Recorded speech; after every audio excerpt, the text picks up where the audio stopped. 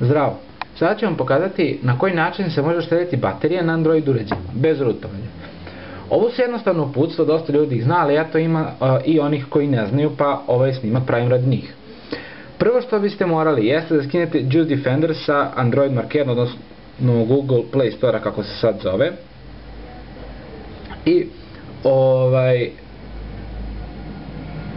I nakon skidanja vidjet ćete dve opcije, znači zašto je ovo besplatna verzija, postoje samo dve opcije, Balanced i Aggressive. Stavit ćemo na Aggressive i stavit ćemo na Enabled i time smo uključili Juice Defender koji je jedan od najboljih aplikacija za čuvanje baterije. Drugo, smanjite broj ekrana na home screenu jer svaki ekran koji postoji troši malu količinu energije da se održava, pogotovo widgeti koje ste stavili na te ekrane. Ako ne možete to da uradite, to jest da smanjite broj ekrana na manje od 3, a treba vam na primjer 2 ekrana ili 1, skinite Launcher Pro ili Go Launcher X. Ovo što ja imam jeste Go Launcher X, koji je sasvim super i dosta mi odgovara jer ima sva podešavanja koje mi trebaju da bi uredio svoj ekran. I tako polako dolazim i do widgeta. Ostavite samo najneophodnije widgete na glavnom ekranu, to je home screenu. Naprimer, možda ja imam widget za mail, widget za vreme i neke vesti, uglavnom ako češće koristite People's widget, to je za kontakte, ostavite, na primjer, eto ta 3. Sve widgete koji se automatski sinhronizuju i troše određenu količinu baterije i njih se rešite, znači ukoliko vam stvarno ne treba. Evo, na primjer, sad ću vam pokažem. Evo, imam Facebook, ja nisam ulogovan, ali on isto mi troši 3G konekciju, tako da ću da ga se rešim. Da vidimo, evo ga isto, ovo je nešto Uber, nemam pojma, ovo je Twitter, nešto ne znam, i toga ćemo se rešimo. Isto i ovoga, ovo je Google Play Store, muzika mi ne treba mi widget i eto, na primjer, to bi bilo to što bi ja mogao da sklonim. Sljedeće jeste da isključite autosinhronizovanje. To se radi u menu, Settings, Accounts and Sync i isključite ovo što piše Autosync. Znači evo sad je uključeno, sad je isključeno. Znači to isključite jer vam to troši dosta baterije da bi automatski updateovao vaše widgete sa podacima s interneta. To troši 3G konekciju i isto također vam troši i kredit ako ste na prepaidu i bateriju, znači to je strašno.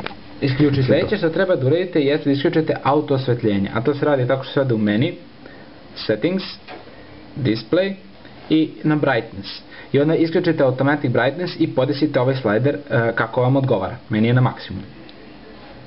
Idemo nazad. Ovo auto osvetljenje ono ne radi, iskreno.